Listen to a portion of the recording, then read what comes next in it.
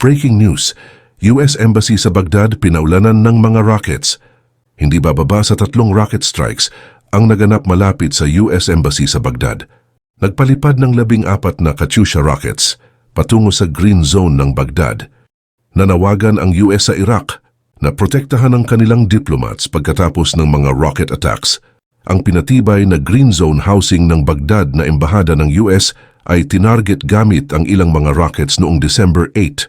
Halos 14 na rockets ang pinalipad malapit sa Green Zone ng Baghdad, kung saan ang 3 ay tumama sa labas ng distrito ng housing of the government at sa mga diplomatic buildings. Ayon sa isang Iraqi security official, na 14 na Katyusha rockets ang pinaputok, kung saan ang ilan ay tumama malapit sa isa sa mga gate ng embahada habang ang iba ay bumagsak sa ilog. Ang rocket attack na ito ay nagdulot ng mga material damage at mabuti na lang ay walang namatay, pagdadagdag ng opisyal ng Iraq. Ayon sa Tigris Iraqi security official, bandang 4:20 AM, 3 Katyusha rocket na nakatarget sa American Embassy ang bumagsak malapit sa Green Zone na malapit sa ilog. Ayon naman sa isang US military official na ang alarms ay hindi tumunog at ang likely impact sounds ay maririnig malapit sa US Embassy at Union 3rd Base. Iniulat ng AFP na ang mga troops na mula sa International Anti-Jihadist Coalition ay nakastationed malapit sa US Embassy. Naghihintay pa rin kami ng mga opisyal na ulat tungkol sa mga casualties at pinsala sa mga infrastruktura kung mayroon man, pahayag ng opisyal ng US. Hinimok naman ng US Embassy sa Baghdad ang gobyerno ng Iraq na protektahan ang mga personnel nito matapos ang rocket attack. Narito ang pahayag ng US Embassy spokesperson. Muli kaming nananawagan sa gobyerno ng Iraq, tulad ng ginawa namin sa maraming pagkakataon, na gawin ang lahat gamit ang kanilang kapangyarihan upang protektahan ang mga coalition partner personnel at ang mga pasilidad. Inuulit namin na inilalaan namin ang karapatan namin na magsagawa ng self-defense at protektahan ang aming mga tauhan saan man sa mundo. Nagwarning ang punong ministro ng Iraq na si Mohammed Shia al-Sudani na ang mga pag-atake sa mga embahada ay sumisira sa seguridad at katatagan ng bansa. Pahayag ni Sudani na ang pag-target sa mga embahada ay hindi katanggap-tanggap at nananawagan siya sa mga puwersang pansiguridad na i-track down ang mga nagpaputok ng mga rockets. Ang mga proxies ng Iran ay tinatarget ang mga US troops. Ito ang unang naiulat na pag-atake laban sa embahada ng Estados Unidos sa kabisera ng Iraq mula nang magsimula ang digmaang Israel-Hamas noong October 7. Mula noong kalagitnaan ng Oktubre, mayroong dose-dosenang mga rockets o drone strike ang mga pro-Iran groups laban sa mga puwersang Amerikano o coalition forces sa iba't ibang lugar sa Iraq at Syria. Ayon sa militar ng US, may kabuang 78 pag-atake ang naisagawa laban sa mga pasilidad ng US nitong mga nakaraang linggo, kung saan 37 ay sa Iraq at 41 naman sa Syria. May humigit kumulang 2,500 troops ng US ang nasa Iraq at humigit kumulang 900 naman ang nasa Syria bilang bahagi ng pagsisikap na pigilan ang muling pagkabuhay ng grupong Islamic State. Fear of wider conflict. Ang pag-atake ay naganap matapos mag-usap kamakailan sa telepono ang US Secretary of State na si Antony Blinken at Iraqi Prime Minister Mohammed al-Sudani. Tinalakay ng dalawang leader ang obligasyon ng Iraq na protektahan ang lahat ng US personnel facilities. Binigyang diin ni Blinken na dapat ay aktibong ituloy at habulin ng gobyerno ng Iraq ang mga responsable sa pag-atake sa sundalo ng US sa loob ng mga border nito. Sa kabilang banda, in-emphasize naman ni al-Sudani sa kanilang pag-uusap na ang soberanya ng Iraq ay nilabag ng US sa kanilang ginawang pambobomba. Ang karamihan ng mga pag-atake sa Iraq ay naiugnay sa Islamic Resistance o isang loose coalition ng mga armadong grupo na nakaugnay sa Hashid al-Sha'abi. Noong December 6, pinuntirya ng drone ang mga troops na nasa kanluran sa isang base ng militar sa Iraq. Ito ay ayon sa opisyal na ulat ng militar ng US. Ayon rin sa opisyal ng US sa AFP, na may isang one-way attack drone ang inilunsad laban sa US at coalition forces sa Ain al-Assad Air Base. Bilang pagganti sa mga pag-atake, sinabi ng Estados Unidos na ilang pag-atake ang isinagawa laban sa mga pro-Iranian fighters sa Iraq. Noong December 3, sinabi ng militar ng US na naglunsad ito ng self-defense strike laban sa mga militanteng pro-Iranian sa hilagang lalawigan ng Kirkuk na ikinamatay ng 5 sa kanila. Ayon pa sa US Central Command na naghahanda ang mga militante ng pag-atake laban sa mga coalition forces. Ang mga puwersa ng Israel ay patuloy sa kanilang pakikipaglaban sa mga terorista na sinusuportahan ng Iran. Muling umatake ang Israeli Air Force noong nakaraang araw. Ang mga ito ay kilala sa kanilang mga mapanirang opensiba sa mga teroristang grupo na nasa Middle East. Simula pa noong October 7, hindi na mabilang ang ginawang pag-atake ng naturang puwersa sa paghahangad na makakamtan nila ang katarungan. Sa bawat araw na dumadaan, mas lalong sumisidhi ang kanilang paghahangad sa hustisya at ang kanilang mga pag-ataking nang wasak sa kanilang mga kalaban. Ang kahindik-hindik na pag-ataking ito na masusing pinagplanuhan ay nagdulot ng pinsala sa pinakakritikal na parte ng teroristang organisasyon na sinusuportahan ng bansang Iran. Ang bawat sulok ng kanilang mga pinagtataguan ay nagawang wasakin ng puwersa ng Israel, maging ang kanilang mga hindi makatarungang aktibidad ay halos matigil na rin ng tuluyan. Habang patagal ng patagal, walang ipinapakitang senyales ang puwersa ng mga Israeli upang tumigil sa kanilang ginagawa. Tila ang kanilang paghahagilap ng katarungan ay hindi mapipigilan ng kahit na sino man. Maging ang kanilang misyon para i-neutralize ang banta ng mga teroristang suportado ng mga Iran ay hindi pa rin nila tinitigilan. Bilang bahagi ng misyong ito, sa iisang gabi lamang, isinagawa ng puwersang Israeli ang mga airstrike na tumama sa iilang lokasyon na malapit sa Damascus at naging dahilan ito ng iilang mga pinsala. Ayon pa sa SANA, ang Syrian State News Agency, base sa sabi ng hindi pinangalanang source, nagmula daw ang pag-atake sa Golan Heights at dahil doon, nagawang pasabugin ng Syrian Air Defense ang karamihan sa mga missiles na ginamit nila sa naturang pag-atake. Ayon pa sa balitang iyon, nagresulta ang nasabing pag-atake ng mga material loss.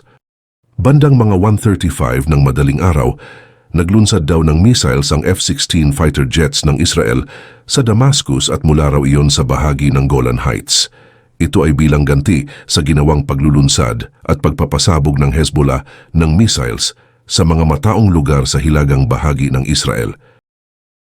Nakikipag-alyansa raw kasi ang Hezbollah sa mga tauhan ng Iran na naroroon sa Syria at dahil doon, nakakatanggap sila ng mga kagamitang pandigma mula sa kanila. Dahil doon, nagiging target ng mga Israeli fighter jet ang mga imbakan nila ng armas at maging ang mga headquarters ng mga iyon sa naturang lugar.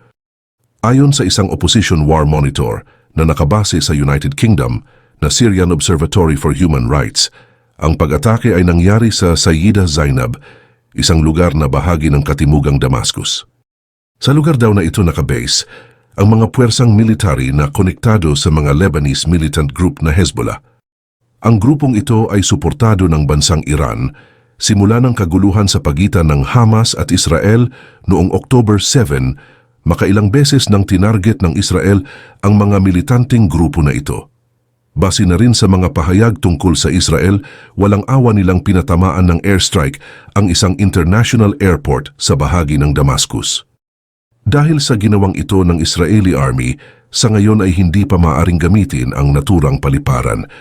Ang pangyayaring ito ay isang masamang balita para sa mga militanteng grupo na nag-aabang ng muling pagkakaroon ng operasyong iyon. Pagkatapos ng halos isang buwan, hindi ito nagamit dahil sa mga naunang airstrike ng Israel. Posible kasing may magiging pabor sa mga teroristang sinusuportahan ng Iran kapag muling nagbukas ang nasabing paliparan. Sinabi rin ng Israel at nagawa pa nilang makapaglatag ng mga ebidensya na siyang makapagpapatunay na ginagamit ng Iran ang airport para makapagbigay ng suporta sa mga militanteng grupo. Sa kadahilanang iyon, naging pangunahing target ng Israeli forces ang nasabing paliparan. Sa ngayon, dahil sa gulong nasa katimugang bahagi ng Israel, posibleng gamitin ito ng iba pang mga grupo na sinusuportahan ng Iran na nasa gitnang silangan. Maaari nilang gamitin ang pagkakataong iyon para mas palakasin pa ang kanilang puwersa, kahit pa na pinagtutuunan ng pansin ng Israel ang Hamas na nasa Gaza Strip. Hindi rin nila hinahayaan ang iba pang militanteng grupo sa Middle East para gamitin ang sitwasyong iyon laban sa kanila. Sa loob ng ilang mga taon, nakapaglunsad na ng pag-atake ang Israel sa mga bahagi ng Syria na sinira ng giyera. Binibigyang tuon nila rito ang mga bahaging kontrolado ng Syrian government. Palaging target nito ay ang grupong Hezbollah at iba pang mga teroristang grupo na sinusuportahan ng Iran. Nababalot ng mga lihim at misteryo ang mga hakbang ng Israel sa kadahilanang bibihira lamang kung aminin nila at pagdiskusyonan ang nasabing bagay. Pagkatapos ng pagsalakay na ginawa ng Israeli Air Force laban sa mga teroristang kinakampihan ng Iran sa Syria, gumanti rin at naglunsad ng pag-atake ang Hezbollah sa hilagang bahagi ng Israel. Inako ng grupong ito at hindi itinanggi na sila ang naglunsad ng Katyusha rocket sa mga bahagi ng katimugang Lebanon at Dishon, isang komunidad sa hilaga ng Israel. Wala namang napabalitang nasugatan o kahit nasira sa ginawa nilang pag-atake. Tumunog kasi ang sirena sa Dishon noon, bago pa man maganap ang pag-atake ng Lebanese Hezbollah militants. Pagkatapos ng pag-atake noong October 7, nag-utos ang gobyerno ng Israel na ilikas ang mga taong nakatira sa hilagang bahagi bilang pag-iingat na rin sa mga posible at susunod pang pag-atake ng nabanggit na grupo. Ang mga pag-ataking ito ng Hezbollah ay bibihira lang naman daw sa mga mataong lugar, kaya paniguradong mapipigilan ang muling pag-atake na naganap noong October 7. Nagkaroon ng gulo sa pagitan ng Israeli Defense Forces at Hamas sa hilagang bahagi ng Gaza, kung saan mariin nilang pinipigilan ang paglakas ng puwersa ng mga militanteng grupo na sinusuportahan ng Iran sa bahagi ng Middle East. Tahas ang sinabi ni Mr. Benjamin Netanyahu na ang buong kalupaan ng Middle East ay posibleng magbabago habang patuloy nilang tinatarget ang mga teroristang sinusuportahan ng bansang Iran. Dagdag pa rito, gawa ng pagnanais na makamtan ang katarungan, iniwasan ng Israeli Army ang umatras at sumuko simula pa noong nagkaroon ng giyera sa lugar. Ang desisyong ito ng Israeli Defense Forces ay nag-ugat sa kanilang matinding pangamba na maaaring subukan ng Lebanon na mapagtagumpayan ang kanilang depensa.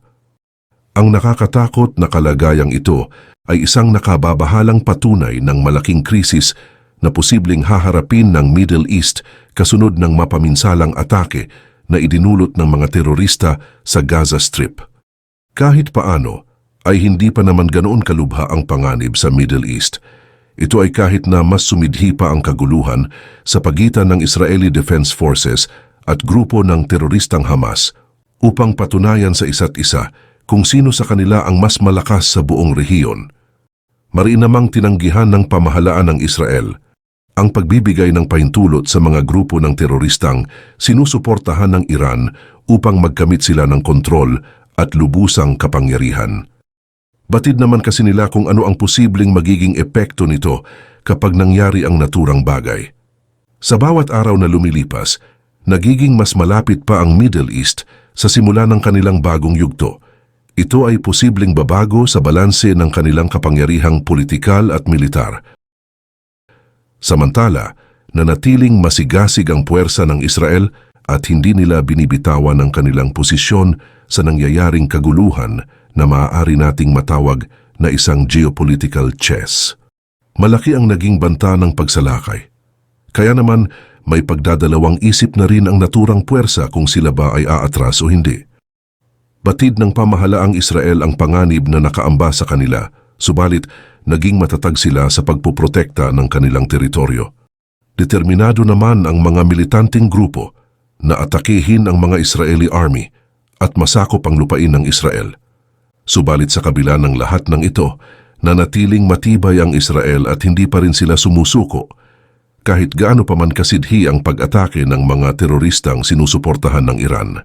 Ang harapan at likurang bahaging sakop ng digmaan ay nagpapakita ng isang malungkot na senaryo kung saan ang pagkakaroon ng tigil putukan ay malabo pang mangyari at tila isang napakalaki pang hamon para sa dalawang partido.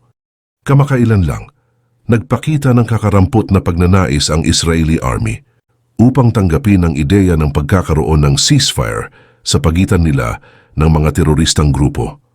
Sa halip, ang naging prioridad nila ay ang maprotektahan ang Middle East laban sa mga posible pang pag-atake sa kalupaan ng Israel.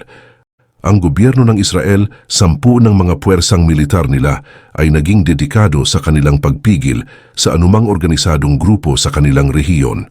Batid kasi ng puwersang ito na kapag hindi nila napapanatili ang kaayusan sa kanilang lugar, malalagay rin sa alanganin ang kanilang seguridad at maging ang kaunlaran ng kanilang bansa. Ang layunin nilang alisin ang mga panganib sa kanilang rehiyon ang siyang nagiging inspirasyon nila para manatili silang matatag sa kabila ng kaguluhang nangyayari. Sa ganitong uri ng pakikibaka para mabuhay, napakaraming bagay ang nakataya at may mga tensyon ding nagaganap. Ang sandatahang lakas ng Israel ay may malakas na depensa laban sa mga teroristang grupo na walang tigil sa paghasik ng gulo. Paniguradong hindi nila isusuko ang kahit nakatiting na bahagi ng kanilang banal na lupain. Ang hindi matinag na determinasyon ng Israel para protektahan ang kanilang teritoryo at kalayaan ay nag-iiwan ng isang mensahe para sa mga nagnanais na sakupin sila at pagdudahan ang kanilang soberanya. Ito ay sa kabila ng mga suliraning kanilang kinakaharap sa ngayon. Sa kabila ng kaguluhan at walang kasiguraduhan, nanatili pa ring matatag at masigasig ang puwersa ng Israel na siyang nagbibigay ng pag-asa para sa buong kalupaan. Habang pinapangalagaan nila ang kanilang mamamayan, dala rin ng Israel ang bigat ng kanilang kasaysayan at obligasyon.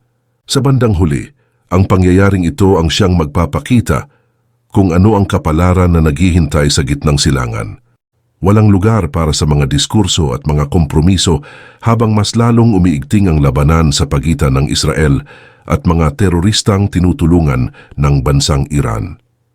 Nagsisimula na ang laban ng Israel para sa kapangyarihan habang ang battle lines naman ay unti-unti ring nabubuo. Nakahanda na ang Israeli Defense Forces para harapin ang nasabing issue at tiyak na mapagtatagumpayan nila ito.